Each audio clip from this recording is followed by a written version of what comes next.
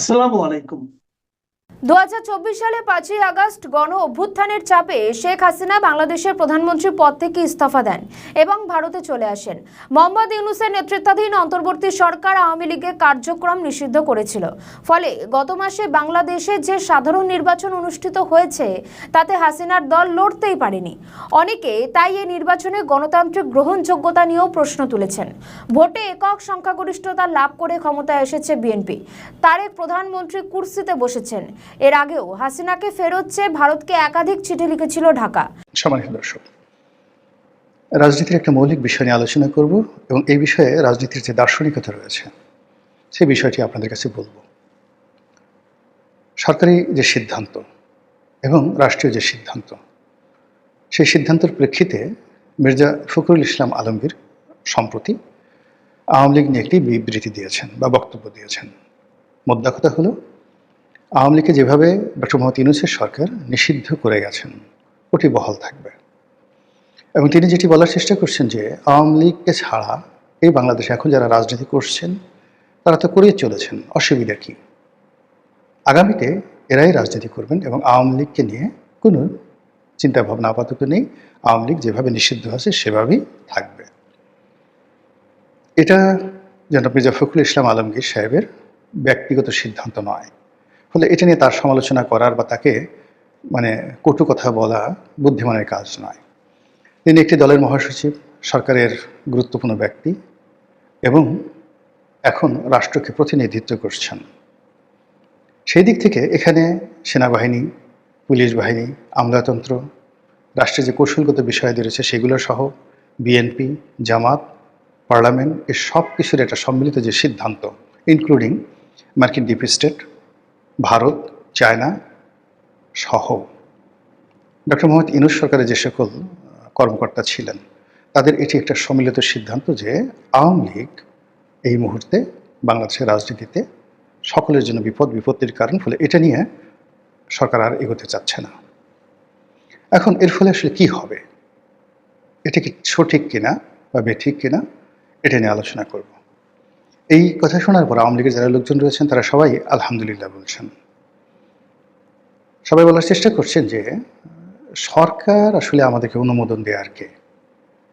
আমরা এদেশের নাগরিক, এদেশের সৃষ্টি, এদেশের কৃষ্টি, এদেশের কালচার, তার সঙ্গে আওয়ামী লীগের সম্পর্ক অস্থি মজ্জার বা রক্ত এবং মাংসের।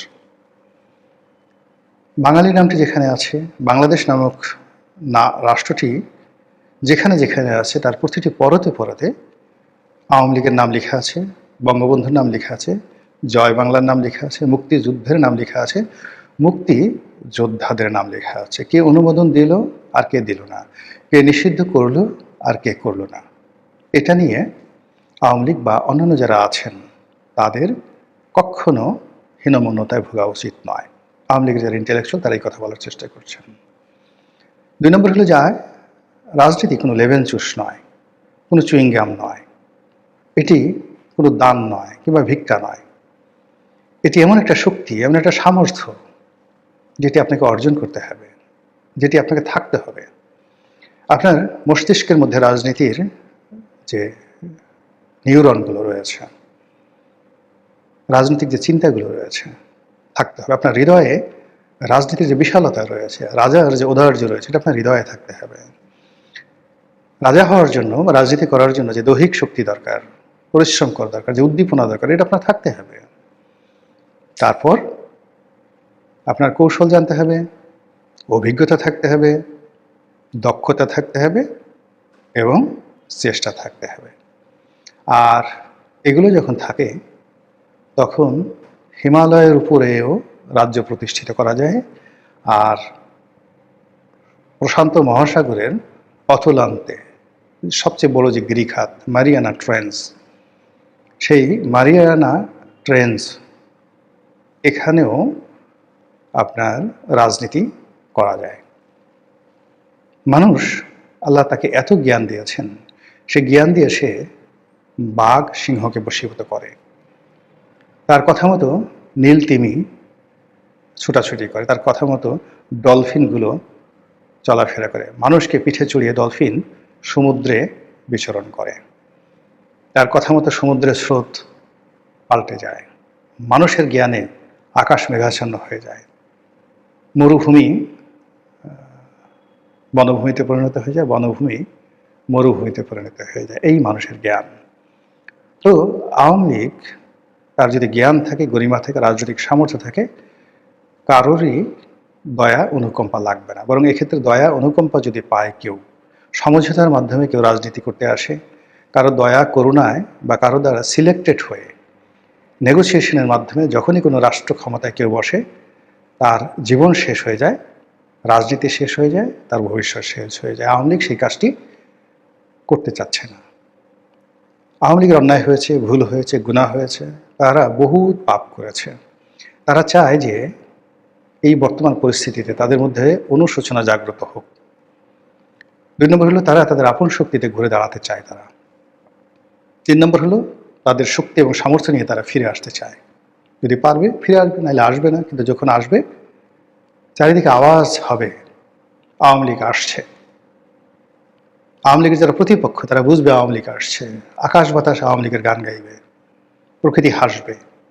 এইভাবে জাগরণ তৈরি করে, যেভাবে বঙ্গবন্ধু এসেছিল 1972 সালের মার্চ মাসের 10 তারিখে, যেভাবে 69 গণ অভ্যুত্থান বঙ্গবন্ধুকে জেলখানা থেকে বের করে নিয়ে এসেছিল, যেভাবে শেখ হাসিনা বাংলাদেশের জন্য এতটা অপরিহার্য হয়ে পড়েছিল যে 1981 সালে তিনি যখন দিল্লি থেকে এলেন, সারা বাংলাদেশ এসেছিল, আকাশ অঝরে বৃষ্টি বর্ষণ করে এই বাংলাদেশের সমস্ত রাগ, ক্রোধ, ক্ষোভ ঠান্ডা করে দিয়েছিল। এবং এই ভূমির যত পাপ ছিল, পঙ্কিলতা ছিল, বিষাদ ছিল, সেগুলো সেদিন, সেই যে শেখ হাসিনা এসেছিলেন সেই তারিখ, তার স্বদেশ প্রত্যাবর্তন দিবস, অঝরে এত বৃষ্টি ঢাকা শহরে হয়নি 1981 সনের সেই দিবসটিতে।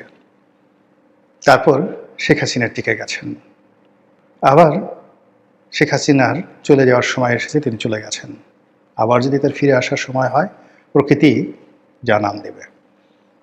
এটি নিয়ে আওয়ামী লীগের কোনো মাথা ব্যথা নেই। আমার মাথা ব্যথা হলো আমরা যারা বাংলাদেশে আছি, আওয়ামী লীগবিহীন অবস্থায় আছি। আমি জানি, আপনারাও জানেন, যে সমাজে প্রতিযোগিতা নেই এবং যে সমাজে শক্ত প্রতিদ্বন্দ্বী নেই, সে সমাজ কোনো কিছু উৎপাদন করতে পারে না। সে সমাজে মেধার বিকাশ হয় না, মননশীলতার বিকাশ হয় না, এবং সে সমাজ ধীরে ধীরে, যেটিকে বলে রুইন্ড, বড় বড় রাজ্য, বড় বড় সাম্রাজ্য প্রতিযোগিতা করতে করতে ক্ষমতার একেবারে শীর্ষস্থানে পৌঁছে গেছে। খ্যাতি, দ্যুতি, অর্থবিত্ত সীমাহীন। আর অমনি তারা প্রতিদ্বন্দ্বী হয়ে বিত্ত বিলাসে একেবারে বিভোর হয়ে যখনই সময় কাটানোর চেষ্টা করেছে, অমনি রাজনৈতিক অভিশাপ, প্রাকৃতিক অভিশাপ এসে সব কিছু 300 বছর, 400 বছর, 500 বছরের যে ডাইনেস্টি তছনছ করে ছেড়ে দিয়েছে। এমনও ঘটনা ঘটেছে, আপনি চিন্তা করুন, পৃথিবীতে উমাইয়া খিলাফত 95 ইয়ার্স, পৃথিবীর 1/3 তারা দখল করে নিয়েছিল উমাইয়ারা। এবং মোহাম্মদ বিন কাসিমের নেতৃত্বে ভারত পর্যন্ত এসেছিল, মুসা বিন নুসাইয়ের নেতৃত্বে উত্তর আফ্রিকা পর্যন্ত চলে গিয়েছিল। এই বংশ যখন মারওয়ান, যখন তাদের শেষ খলিফা ছিলেন মারওয়ান, তাদের শুরুর দিকে একজন মারওয়ান ছিলেন আর শেষের দিকে মারওয়ান। সে মারওয়ানের হাতে শেষ হলো, এবং এখানেই হলো আল্লাহ যেভাবে তৈরি করেন সেভাবে শেষ হয়। এমনভাবে শেষ হলো, পুরো রাজবংশ যারা উমাইয়া বংশের ছিলেন সবাইকে কুটি কুটি করে কাটা হলো, কেবলমাত্র একজনে পুরো বংশের। এই বংশে হয়তো 20,000 লোক ছিল, 30,000 লোক ছিল, সবাই রাজপুরুষ, সবাইকে মেরে ফেলা হলো আবুল আব্বাস আস-সাফফার নেতৃত্বে। আব্বাসীয় যে জাগরণ হলো, বিপ্লব হলো, তার মাধ্যমে উমাইয়াদেরকে সমূলে বিনষ্ট করে দেওয়া হলো। আর একজন মাত্র যুবরাজ সমুদ্র পাড়ি দিয়ে স্পেনে আসতে পেরেছিলেন, তার নাম ছিল আব্দুর রহমান। তো এই প্রতিদ্বন্দ্বিতা না থাকলে এভাবে তৈরি হয়ে যায়। ভারতে একই অবস্থা, মোগল ডাইনেস্টির পতনের পিছনে একই অবস্থা, অটোম্যান ডাইনেস্টির পতনের পিছনে একই অবস্থা। তো সেই দিক থেকে আমাদের যে রাজনীতি, সেই রাজনীতিতে বিএনপির প্রতিদ্বন্দ্বী জামাত নয়, এনসিপি নয়, বিএনপির প্রতিদ্বন্দ্বী আওয়ামী লীগ। আওয়ামী লীগ না থাকলে বিএনপি শেষ হয়ে যাবে, যেভাবে বিএনপিকে দুর্বল করতে গিয়ে আওয়ামী লীগ শেষ হয়ে গেছে। সাম্প্রতিক সময় চায়নাতে অনেকগুলো কোম্পানি তৈরি হয়ে গেছে, যে কোম্পানিগুলোর কোনো প্রতিদ্বন্দ্বী নেই, সারা দুনিয়াতে নেই।